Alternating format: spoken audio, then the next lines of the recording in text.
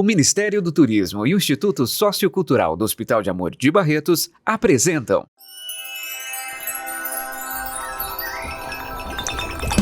Seja bem-vindo a essa fábrica de sonhos, um lugar para aprender, um lugar para subir, um lugar para sentir que tudo pode acontecer.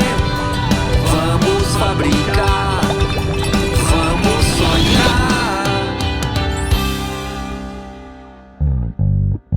Episódio de hoje, pelas lentes do mundo.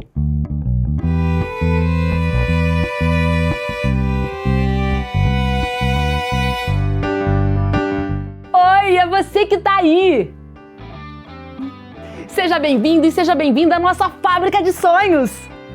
Já reparou como existem lentes na nossa vida? Tem lente na televisão para gravar e transmitir tudo que a gente assiste, tem lentes no trânsito para garantir a nossa segurança, tem lente no espaço e na Terra para observar o espaço, tem lente nos acessórios, tem lente nas câmeras de fazer as nossas fotografias. Se a gente observar, tem lente em tudo quanto é lugar. E tem lentes nos óculos pra gente enxergar melhor. Obrigada. Tem lentes até nos espelhos. Obrigada. De casa, no espelho do salão, no espelho do ônibus, é lente que não acaba mais.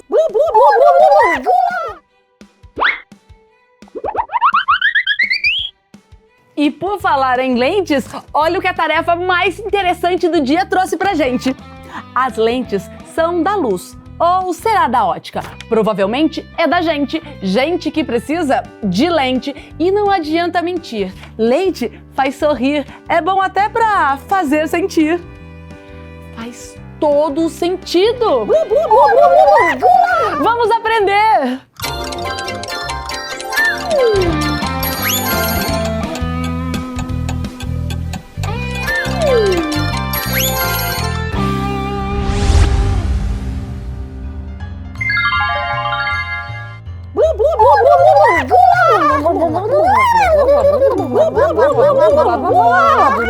O que será que os bublacos querem me mostrar?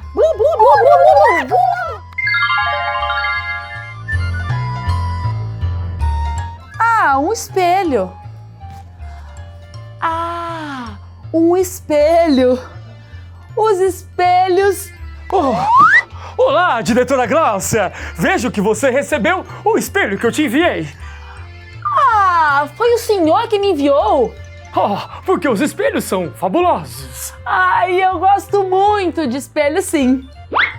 Obrigada. Sim. Os espelhos são muito úteis, mas também são muito complexos. Como assim complexos? Eles refletem a nossa imagem. São lentes super curiosas. É verdade, os espelhos são lentes, mas por que são curiosas? Já vou te explicar. Mas primeiro, precisamos entender o funcionamento das lentes.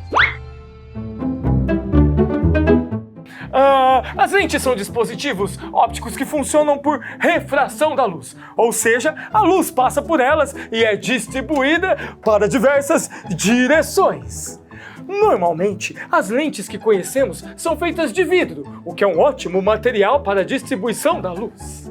As lentes podem ser classificadas de acordo com as formas delas. Elas podem ser convergentes ou divergentes. E o que isso quer dizer?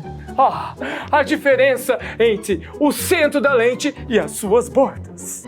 As lentes divergentes têm o centro mais grosso que as bordas, e as convergentes têm o centro mais fininho que as bordas, e é aí que a magia acontece. A luz vai se comportar de maneira diferente em lentes divergentes e em lentes convergentes. Vamos imaginar que, bem no meio das lentes, passa uma linha bem reta. É o eixo principal. Quando os raios da luz entram em contato com uma lente divergente e na mesma direção do eixo principal, eles se espalham em dupla refração. Refração é o nome do fenômeno que estuda este comportamento de espalhamento, dos raios. Agora, quando o assunto são lentes convergentes, os raios ficam mais comportados. Quando eles entram em contato com uma lente convergente e na mesma direção do eixo principal, eles se juntam em um mesmo pontinho. Divergente separa e convergente une. Exatamente isso, minha amiga! Eles são mais, digamos, expansivos. O professor Canhestro tem movimentos bem divergentes. Mas, professor, e os espelhos? Os espelhos! Essas criaturas brilhantes, lentes tão maravilhosas! Os espelhos são superfícies que refletem a luz. Quando a luz entra em uma superfície e volta para o seu meio de origem, acontece o fenômeno de reflexão. Um fenômeno maravilhoso, diretora Glaucia, onde tudo o que vai, volta. Ou quase isso. Os espelhos são vidros pintados com uma tinta metálica no fundo. É o que chamamos de superfície plana. Quando os raios de luz entram em contato com essa superfície plana, eles voltam para a mesma direção e refletem a imagem. Quando a gente olha para outra superfície mais irregular e sem essa tinta metálica no fundo, os raios não voltam na mesma direção e ainda são absorvidos por esses meios. No caso do espelho, volta certinho. Os espelhos, diretora Glaucia. E esses narcisos? Falando em narcisos, eu poderia ficar o dia todo por aqui para falar um pouquinho mais sobre Narciso. Professor, mas uma outra hora. Agora, a sua carona chegou. Claro, eu adoro essa minha carona ao infinito!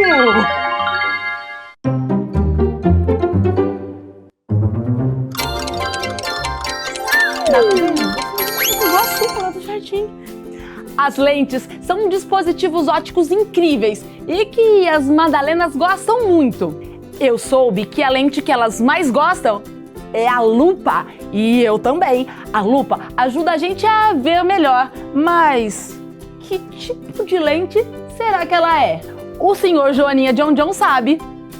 A borboleta Letícia disse que ele mostrou para as Madalenas a lupa funcionando. Vamos ver também? Dia de brincar no Jardim das Madalenas. Tem tantas árvores fazendo sombra, tem passarinhos, tem insetos. E tem uns insetos tão pequenininhos que as Madalenas não estão conseguindo enxergar. Nem a Aurora.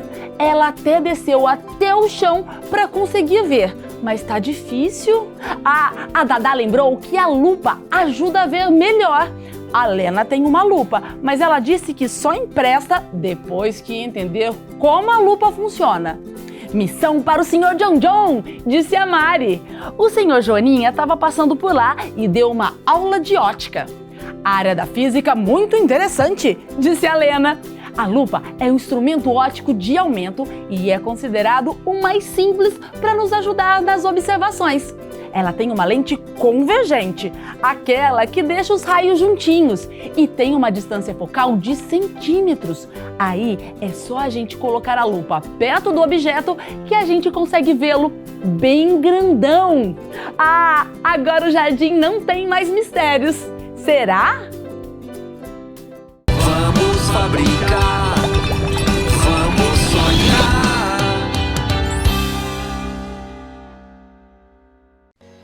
Você sabia que quando diagnosticado cedo, o câncer infanto-juvenil tem até 95% de chance de cura?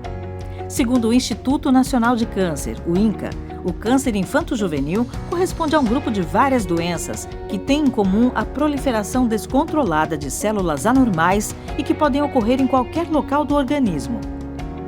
Diferente do câncer do adulto, o câncer infanto-juvenil não possui causas específicas e geralmente afeta as células do sistema sanguíneo e os tecidos de sustentação.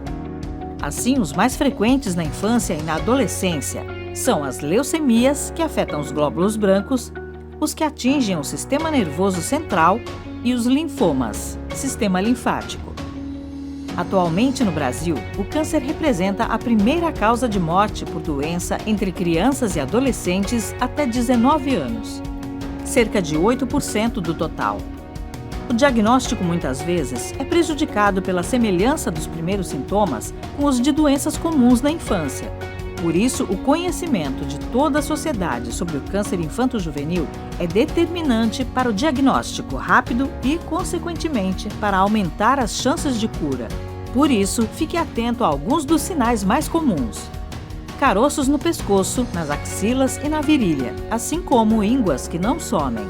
Dores nas pernas que não passam e atrapalham as atividades das crianças. Manchas arroxeadas na pele, como hematomas ou pintinhas vermelhas. Aumento no tamanho da barriga. Brilho branco em um ou nos dois olhos quando a criança sai em fotografias com flash. Identificou alguns dos sinais? Procure um pediatra de confiança e tire todas as suas dúvidas.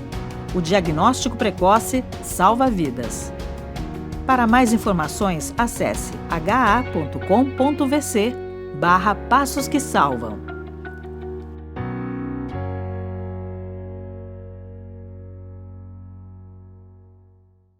Vamos fabricar, vamos sonhar.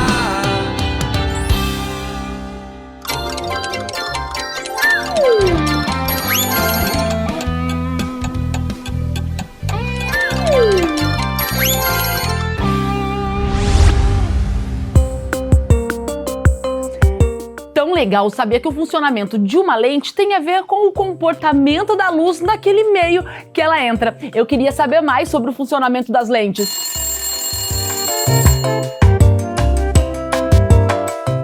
Alô? Oi, professor Silvanos. Ah, vou procurar. Pode deixar. O professor Silvanos pediu um livro sobre ótica. Livro sobre ótica? Obrigada!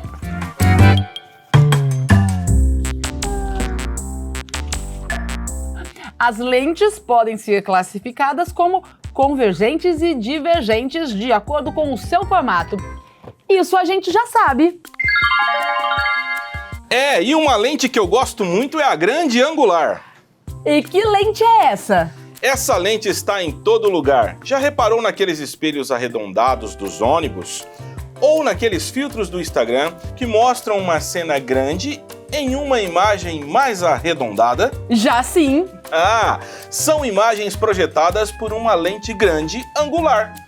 A gente usa a grande angular quando quer mostrar muita coisa em uma mesma imagem, mas não tem espaço para a gente ir para trás e captar tudo. Como diriam os nossos amigos fotógrafos viajantes, quando a gente quer mostrar muita coisa, mas o espaço focal é muito curto. Isso mesmo! Aí essas lentes conseguem fazer um enquadramento grande de todas essas coisas que estão perto. E aí mostra a imagem daquele jeito arredondado. Ah, tipo assim!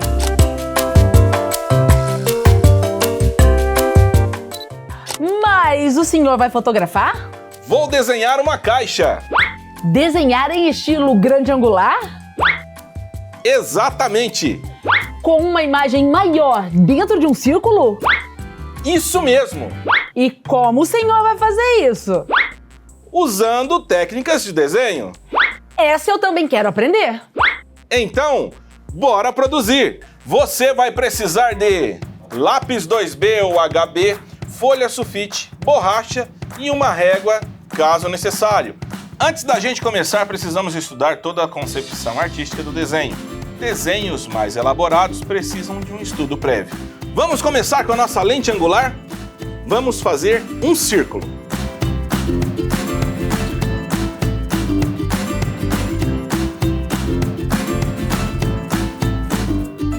Agora vamos fazer um ponto na parte de fora do círculo, mais acima e um ponto abaixo, e repetir o mesmo processo nas laterais. Acompanhe.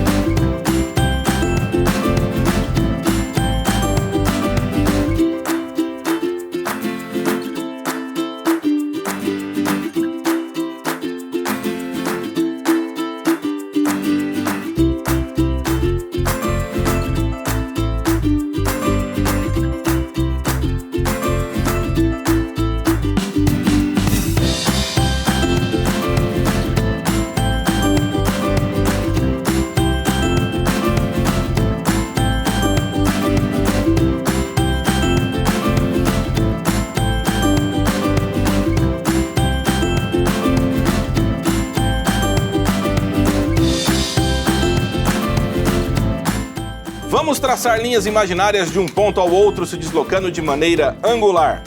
Elas não são retas, mas calma, é simples.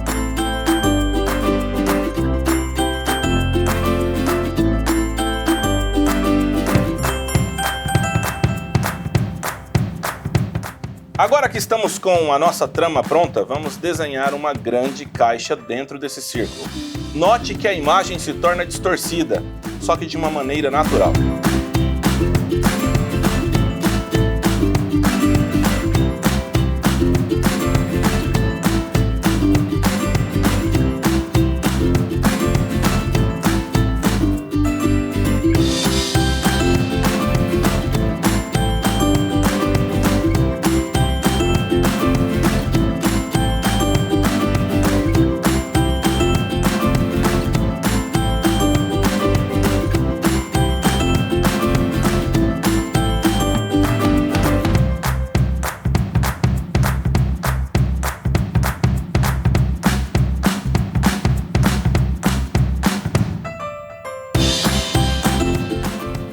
Esse é o princípio básico das lentes angulares, que aproximam e distorcem as imagens, conhecido também como a visão do peixe, que é uma grande angular com muita curvatura.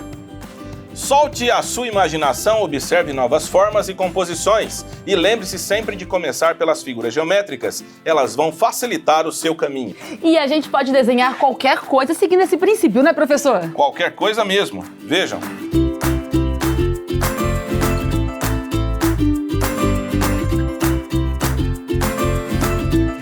E você aí de casa, que tal praticar um desenho assim? Você pode nos enviar pelo Facebook ou pelo Instagram do Instituto Sociocultural. Vamos adorar ver o seu mundo grande e angular.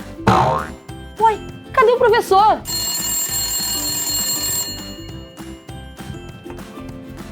Alô? É o professor Silvanos. Sim, ok. Sim. Tchau. Ele disse que saiu para desenhar o mundo por outros ângulos e nem se despediu.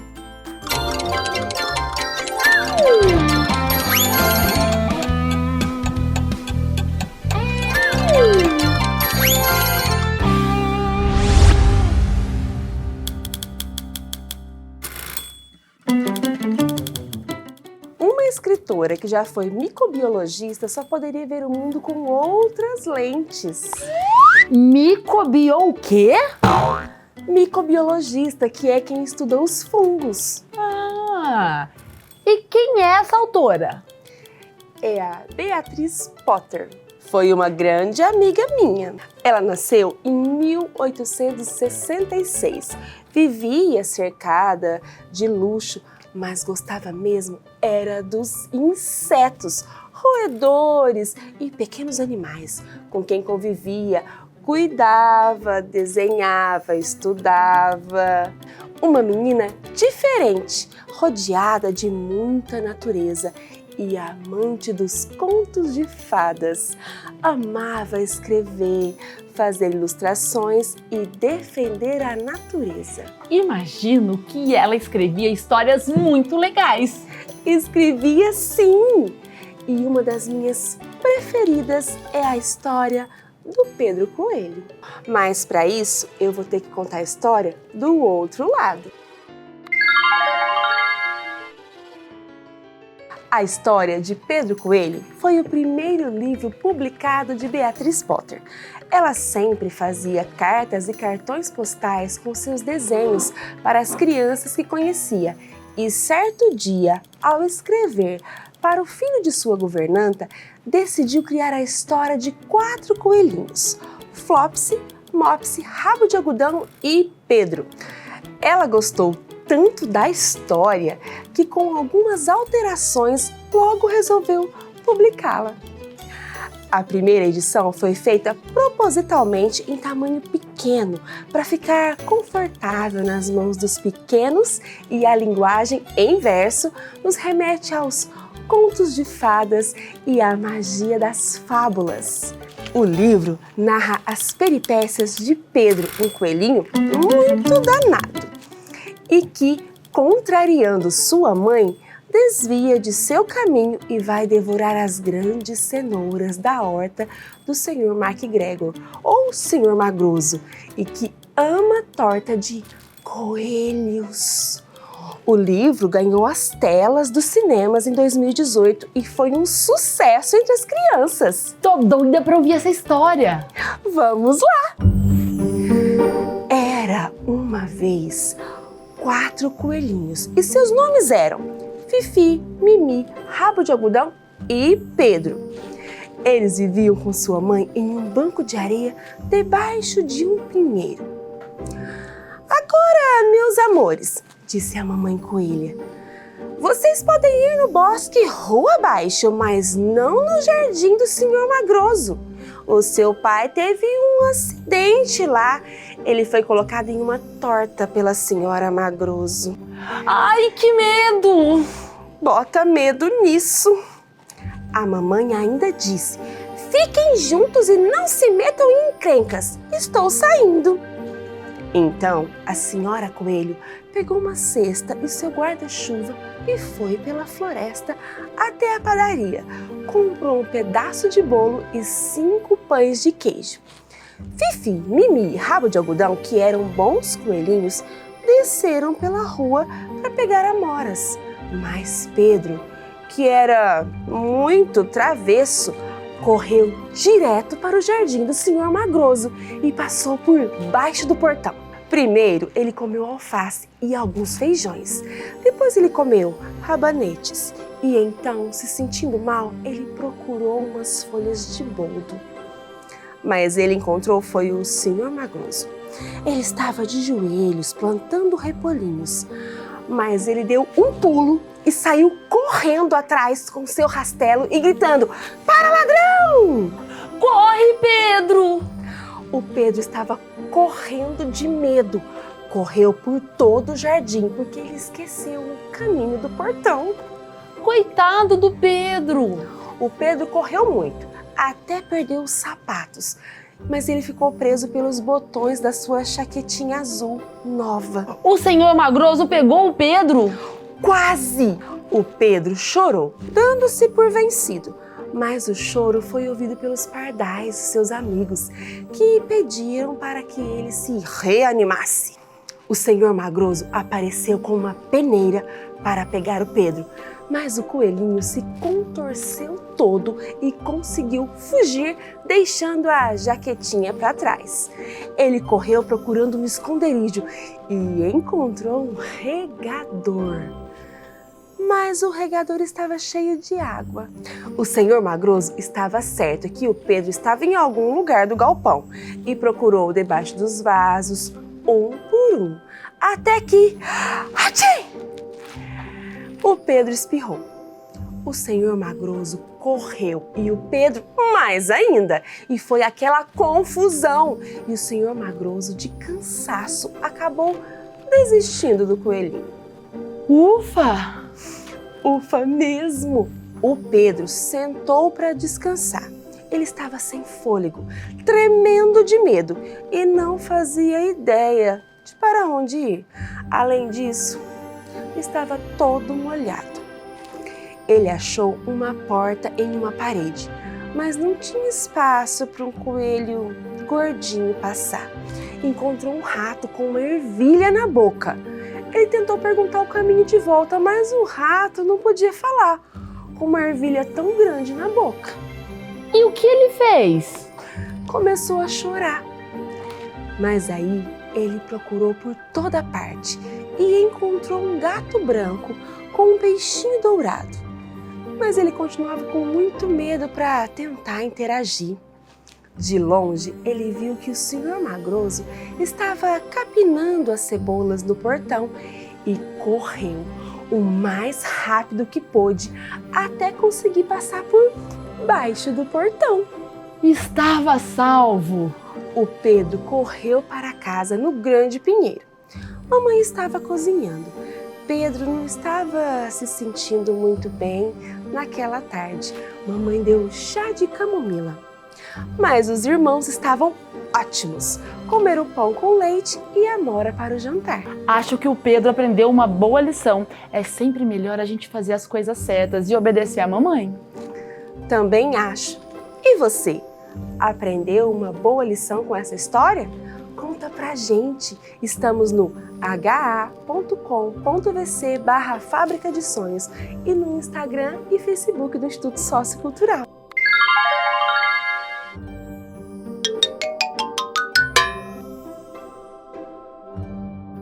Ai, acho que a Rosinha tá dando uma de Pedro Coelho.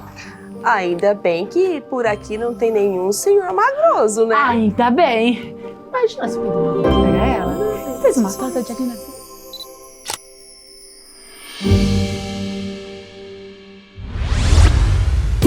Tantas lentes por todo lugar, isso é tão empolgante! E sabe o que também é muito empolgante? Saber que tem um montão de gente colocando uma lente bem grande nos sinais e sintomas do câncer infanto-juvenil. Há 11 anos acontece a mobilização Passos que Salvam. Ela é organizada pelo Hospital de Amor Barretos e acontece simultaneamente em várias outras cidades que também querem colocar uma lente grandona nos sinais e sintomas e ajudar a salvar a vida de muitas crianças. Quer ver?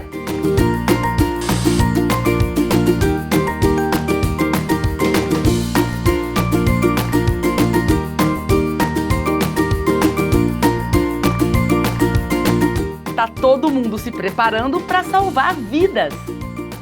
Gente, chegou o dia! Tá acontecendo hoje a mobilização Passos que Salvam e nós estamos aqui. Olha só quanta gente se mobilizando para alertar sobre os sinais e sintomas do câncer infanto-juvenil. Essa mobilização acontece há muito tempo, há 11 anos, e agora voltou presencialmente. Vamos ver o que todo mundo tá achando sobre a importância da prevenção? Vem!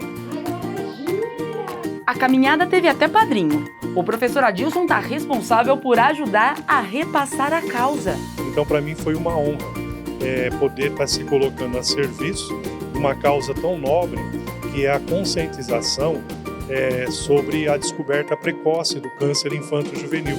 E a gente sabe que nós, aqui em Barretos, no estado de São Paulo e no Brasil, nós temos um grande desafio, que é levar a informação e o conhecimento às pessoas sobre os sintomas do câncer infanto-juvenil. Então, essa mobilização é justamente isso, levar esse conhecimento, essas informações, para que as pessoas possam, descobrindo de forma precoce, chegando aí aos 100% da cura do câncer infanto-juvenil.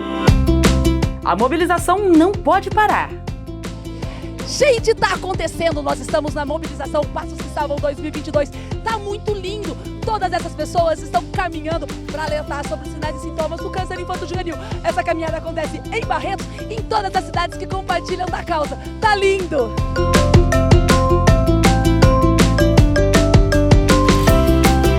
Gente, isso aqui tá muito legal! Então, no 3, a gente vai esboçar um sorrisão. São muitas cidades e muitas pessoas vestindo a camiseta dessa causa tão importante. A Passos que Salvam alerta para os sinais e sintomas do câncer infanto-juvenil.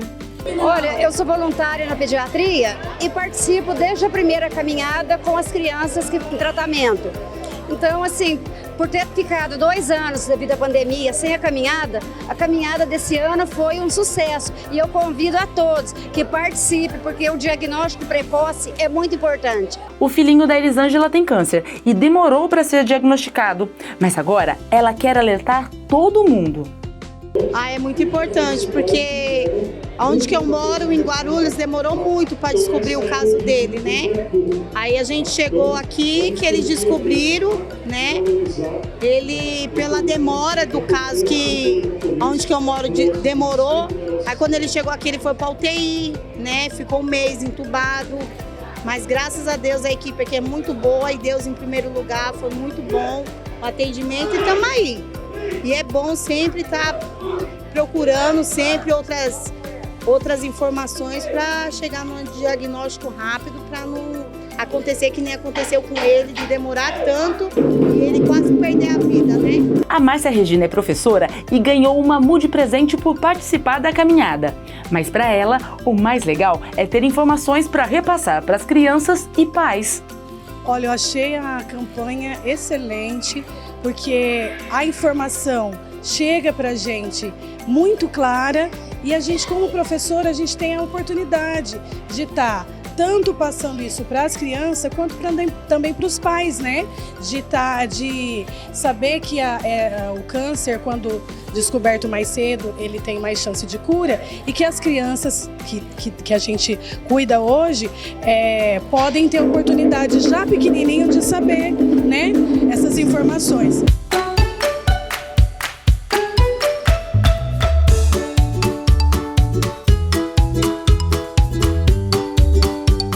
Caminhada com animação e muita conscientização. E foi uma satisfação participar com vocês aí do 11º Passos que Salvam. E essa mobilização é para conscientização, então é muito importante que vocês participem com a gente, porque quanto mais pessoas envolvidas nessa causa, mais famílias a gente atinge. É muito importante para a população e foi muito linda a caminhada, eu estou simplesmente apaixonada. Uma campanha única e super agradável. Um beijão!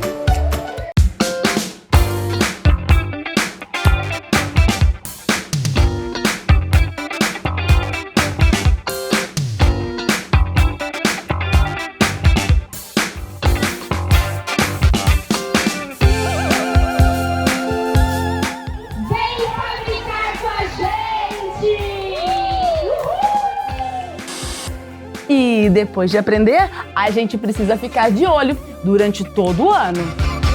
Vamos fabricar, vamos sonhar. Você sabia que quando diagnosticado cedo, o câncer infanto-juvenil tem até 95% de chance de cura? Segundo o Instituto Nacional de Câncer, o INCA, o câncer infanto-juvenil corresponde a um grupo de várias doenças que têm em comum a proliferação descontrolada de células anormais e que podem ocorrer em qualquer local do organismo. Diferente do câncer do adulto, o câncer infanto-juvenil não possui causas específicas e geralmente afeta as células do sistema sanguíneo e os tecidos de sustentação.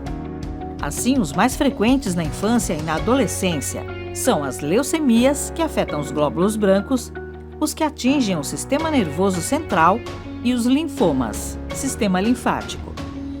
Atualmente no Brasil, o câncer representa a primeira causa de morte por doença entre crianças e adolescentes até 19 anos, cerca de 8% do total.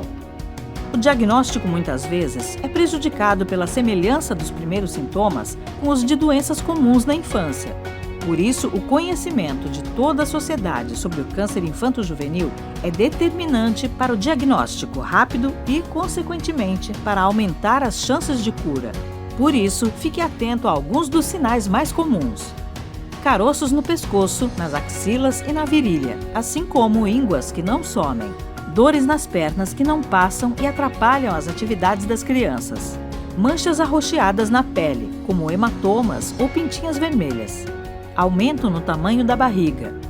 Brilho branco em um ou nos dois olhos quando a criança sai em fotografias com flash. Identificou alguns dos sinais? Procure um pediatra de confiança e tire todas as suas dúvidas. O diagnóstico precoce salva vidas. Para mais informações, acesse ha.com.vc/passos que salvam.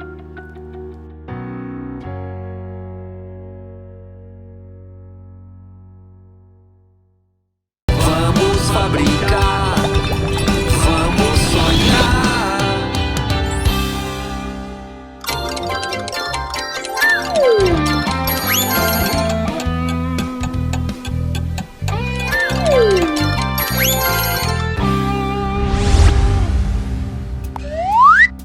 Quantas lentes! E cadê os nossos amigos fotógrafos?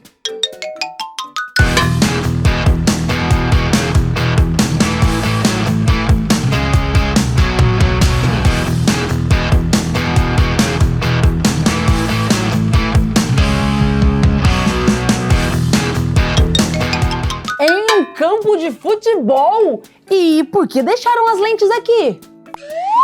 Olá! Olá! O que vocês estavam fazendo em um campo de futebol e por que deixaram as lentes aqui? Estávamos nos preparando para a Copa. Para registrar o evento de futebol mais importante do mundo, é preciso muito estudo e treino. Mas não íamos precisar de todas essas lentes. E por que não? Para as fotografias nos estádios de futebol, vamos precisar de um kit específico. Composto por lentes com maior alcance. E quais são essas lentes? Eu indico um kit específico. São 3 câmeras, uma teleobjetiva para aproximar o lance, uma grande angular para abrir mais e uma automática atrás do gol, acionada por controle remoto. Ainda tem o monopé e o computador. Vai nos permitir fotografar tudo de qualquer lugar do campo.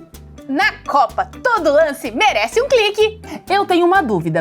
Por que na Copa do Mundo e nos eventos de futebol, vocês, fotógrafos, usam aquelas lentes tão longas? É pra ver melhor!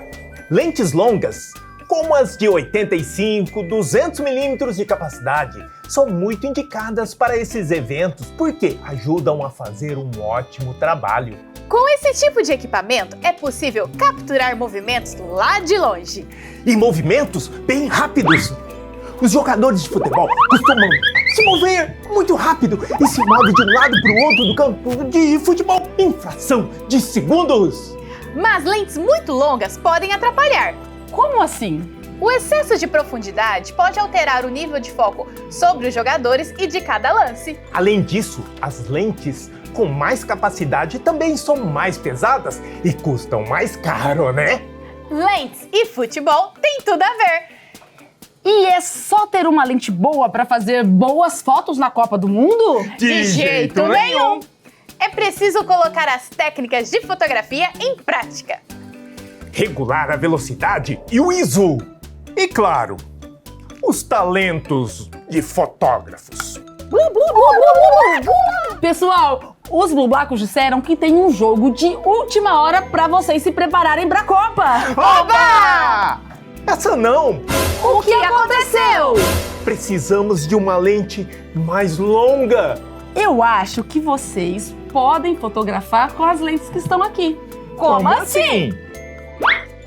O nosso futebol é de botão. Ah, bom! Nesse caso, um celular pode ajudar. Você pode aproveitar a brincadeira para fazer de conta que você é um fotógrafo credenciado da Copa do Mundo. Assista novamente nossas aulas no ha.com.vc/Fábrica de Sonhos. Faça alguns testes e prepare-se para a partida mais emocionante de futebol de botão que você já viu. Você também pode reunir toda a família para brincar junto. O futebol de botão, assim como a Copa do Mundo, pode unir as pessoas e trazer aquela alegria.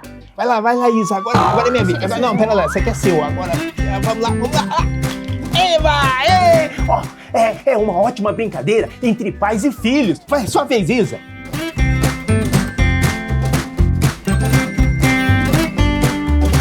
Agora é minha vez. Tô vendo que eu vou ter que ser a fotógrafa hoje.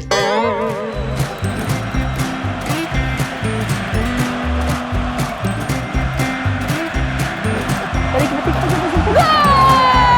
Da comemoração!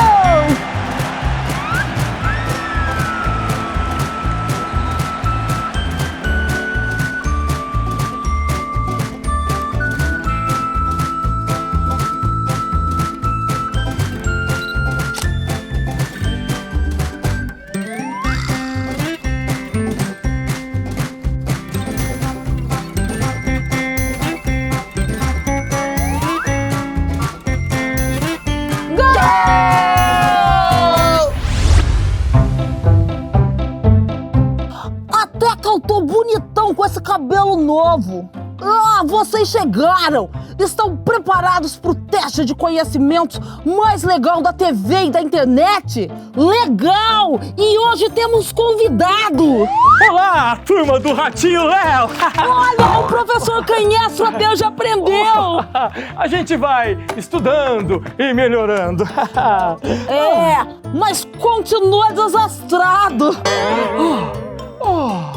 Um espelho! Falei dessa maravilha da física hoje! O professor Canhestro tá parecendo um Narciso. E você conhece o Narciso, Léo? Claro que sim! E ele é o tema do nosso quiz de hoje! Ah, então vamos lá! Narciso gostava muito de espelhos e adorava ver a sua imagem refletida. Narciso é um personagem da mitologia. O Narciso da mitologia gostava muito de ver a sua imagem, mas na época dele não existiam espelhos como os nossos. A nossa pergunta é: onde Narciso gostava de ver a sua imagem refletida? Alternativa A, nas pedras. Alternativa B, na lagoa. Alternativa C, nas panelas. Alternativa D, nos sapatos. Alternativa E, nas xícaras de chá. Tempo para pensar. Tic-tac, tic-tac, tic-tac, tic-tac. Aê! Acertou quem disse a alternativa B, na lagoa. O Narciso da mitologia era muito vaidoso e ficava horas e horas olhando nas águas, admirando a sua própria beleza. Um dia, ele se admirou tanto que caiu na água e se afogou. O Narciso é considerado um símbolo para a vaidade exagerada. Ai, como eu sou lindo! Tô vendo que a gente tem um Narcisinho aqui, não é mesmo? Eu não, é você! Oh, claro que não, é você! Você. Eu não sou Narciso coisa nenhuma! Narciso, Olha, me respeite!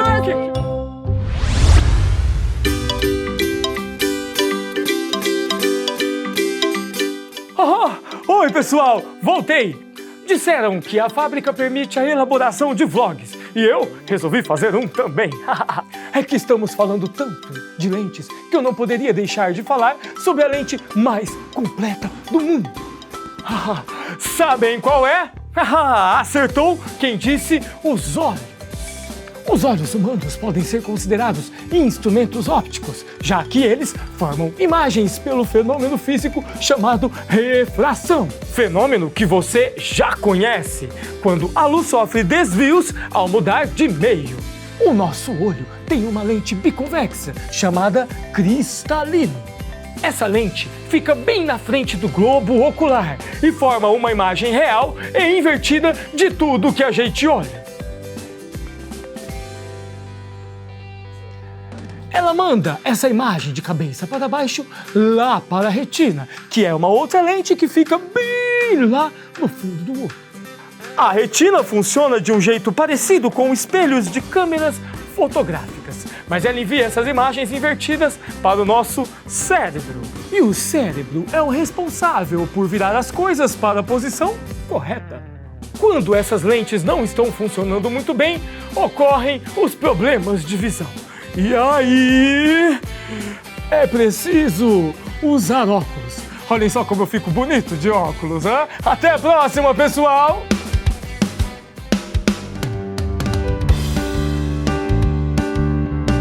A gente fica de olho em tudo.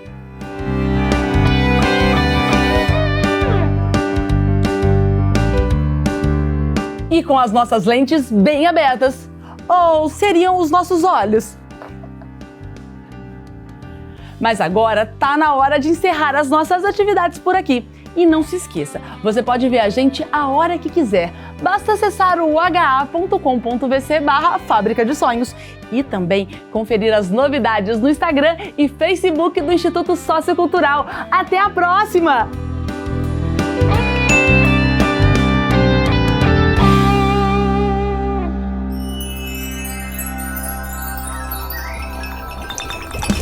Seja bem-vindo a essa fábrica de sonhos. Um lugar para aprender, um lugar para subir, um lugar para sentir que tudo pode acontecer. Vamos fabricar, vamos sonhar.